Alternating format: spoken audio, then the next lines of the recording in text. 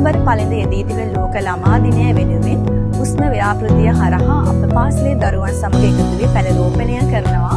ඉතින් ආදරණීය දෙමව්පියනි, මම ඔබ සමගින් ඉල්ලා සිටිනවා එදිනට ඔබත් දරුවා සමග එකතු වී පැළයක් රෝපණය කර පරිසරය වෙනුවෙන් අනාගත ආයෝජනයක් කරන ලෙසට.